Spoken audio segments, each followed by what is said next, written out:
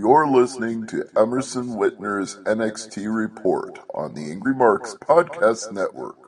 In a special cooperation with WrestlingOutsiders.com and AngryMarks.com, my name is Emerson Whitner, and this is your NXT audio update for Wednesday, December 2nd, 2015.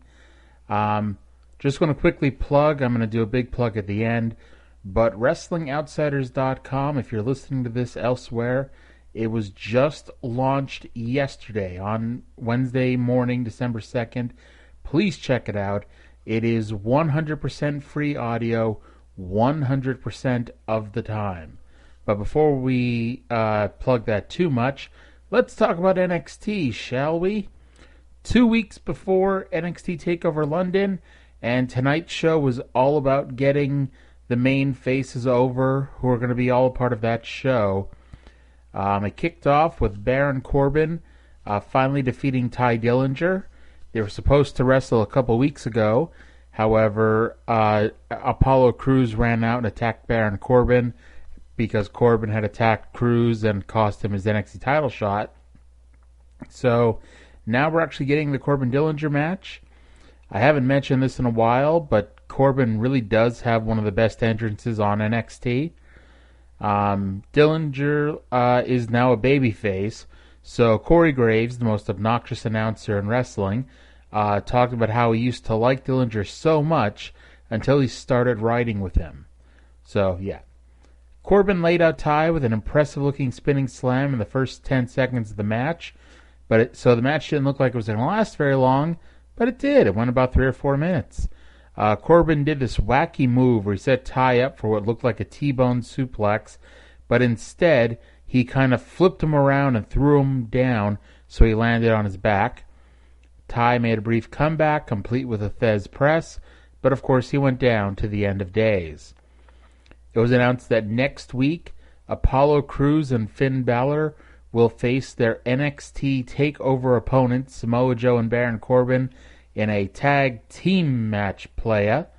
But before we get to that, Crews cut a promo saying that they will take out Joe and Corbin, and then one day, Crews and Balor will have to figure out which of them is the best.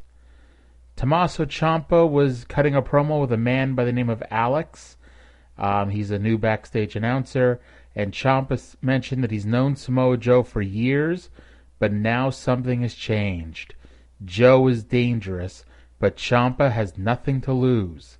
He admits that no one thinks he will win, but Ciampa believes he will, and tonight, when Tommaso Ciampa pins Samoa Joe, everything changes. Blue Pants returned to the NXT arena with a brand new theme song, which is not quite as good as Colin Cassidy singing the Price is Right theme, which is kind of funny because I didn't really like Colin Cassidy's Price is Right theme, but, you know, they managed to make it worse. Anyway, Blue Pants is back long enough for Nia Jax to destroy.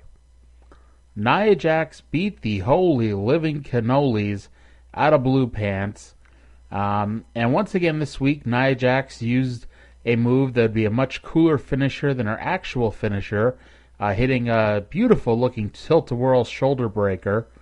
Nia, of course, won with her leg drop. Earlier this week, Tom Phillips sat down with the NXT Tag Team Champions Dash and Dawson. He congratulated them on winning their match last week versus the Vaudevillains. Dawson did thank him and appreciated the compliment. However, they're moving past that. They said they have no respect for Enzo Amore and Colin Cassidy because they have done nothing to earn the champ's respect. They did announce that at TakeOver in 2 weeks that Dash and Dawson will defend the belts against Enzo and Cass, which angers Dash since the challengers didn't have to beat anyone to get a title shot. But Dash did say that it'll be a long flight back for Colin when they injure his other knee. This then led to the return of Adam Rose to the NXT arena, and unfortunately he suffered the same fate that Blue Pants did. No, Adam didn't have to fight Nia Jax. Instead, he took on the returning cowboy James Storm. The fans got excited for Adam Rose's Exotic Express music However, when Rose reached the top of the ramp, he waved his hands, they cut the music off, and so Rose walked to the ring without any music, and the fans, angered by this, sang Adam Rose's former theme song, which I don't think they even did when Rose was using it and was a babyface. Anyway, James Storm still got a healthy-sized reaction this week, but not as big as his first match a few months ago. I do find it hilarious that the announcers keep bringing up that time James Storm was with WCW as a member of R&B Security. Rose was here to get beaten this week, and he did a great job of losing. Storm laid him out with the last call super kick, picked up the win. Want to point out I don't know if James Storm is still alive in the TNA Championship Series, but you can always watch the last few weeks of Impact on Destination America to find out. Alex, the man still with no last name, interviewed the Vaudevillains about their match tonight with Jason Jordan and Chad Gable. Simon and Aiden vowed to win tonight and eventually get their belts back.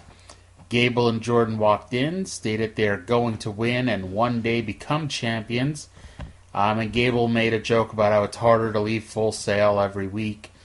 Then at the end they said that they were ready, willing, and Gable, and the Vaudevillains threw in, and manly. They showed a Sami Zayn hype video for his return, and I'm not sure when he's going to be coming back. I'm assuming probably at the start of the new year. And they showed Sami Zayn beating Adrian Neville in that amazing match last year at NXT TakeOver R Evolution. I still want to point out that NXT TakeOver R Evolution was the worst name ever for a show. That led us to Jason Jordan and Chad Gable defeating the Vaudevillains. The fans like the Vaudevillains. They love Jordan and Gable. Neither team played heel at all in this match. Both teams got their chances to shine, and it was a fun bout. At one point, English gave Gable a backdrop over the top rope, and Gable crashed headfirst on the pretty black mats outside. But Jordan and Gable came back and picked up the win on the former champs with the assisted belly-to-back suplex. Graves pointed out this was the second straight former NXT Tag Team Champion that they defeated, and wondered who's next. And, it's probably leading to them wrestling Blake and Murphy. After the match, Jordan and Gable extended their hands to their foes. However, English and Gotch looked at it, turned around and walked away while the fans went, oh. In his third appearance tonight, without actually mentioning his name, Alex was still backstage interviewing Dana Brooke and Emma about Asuka. Emma started to talk, but Dana cut her off and talked about how she would have slapped the heck out of Asuka if Emma wasn't doing such a good job of it last week. Emma stated that last week was a warning, and she's going to kick Asuka's butt the next time she sees her. Dana was happy because she got to pat Alex on the head as she walked away. They showed the Lonely Drifter again playing guitar.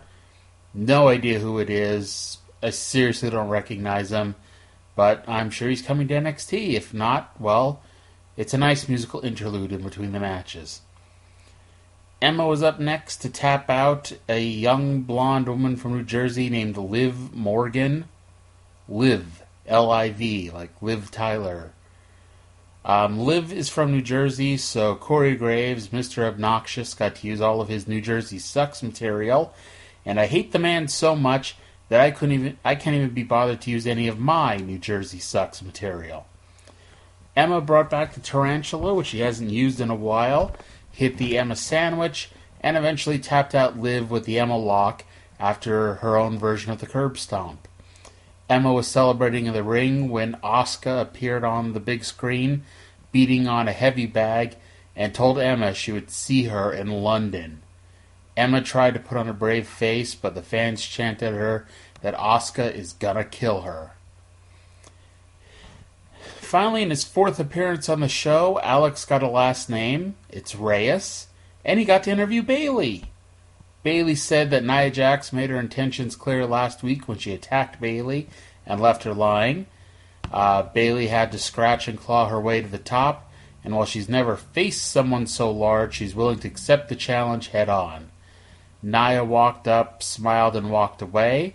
So Bayley reiterated that she will accept any challenge, which apparently pissed Nia off because Nia grabbed her and threw her through a conveniently placed door. This led to the main event of Samoa Joe defeating Tommaso Ciampa. The announcer stated that Joe introduced Ciampa to his wife, but that friendship isn't enough to stop Joe from killing him now. Joe beat on Ciampa for most of the match and shrugged off Ciampa's offense early. Joe and Tommaso exchanged a series of hard open-handed slaps to the face, which Joe did get the best of. Tommaso made his comeback. He got in some offense, including slapping on a standing guillotine and an armbar. But even with the armbar, Joe carried Ciampa to the corner, kicked the poor guy in the head, hit his snap power slam before picking up the win with the muscle buster and the coquina clutch. They tried to wrestle the match like Ciampa had a chance, but nobody in the arena believed he did. So that did it for this week. They actually went 1 minute past the top of the hour. They normally go in about the 54 to 55 minute range. It's a bit longer this week. And so that's it. Next week, like I said, it's the Go Home Show to Takeover.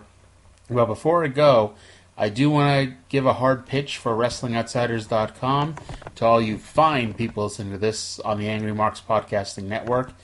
It is 5 days of free audio every week, including MMA Mondays, where Brian and I talk about every UFC show from the very beginning.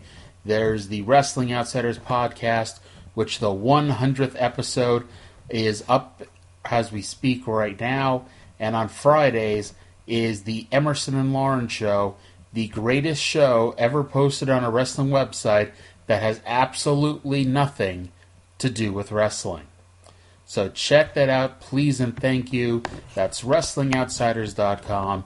And until next week, thank you for listening, and I'll talk to you all again in 7 days. You're listening to Emerson Whitner's NXT Report on the Angry Marks Podcast Network.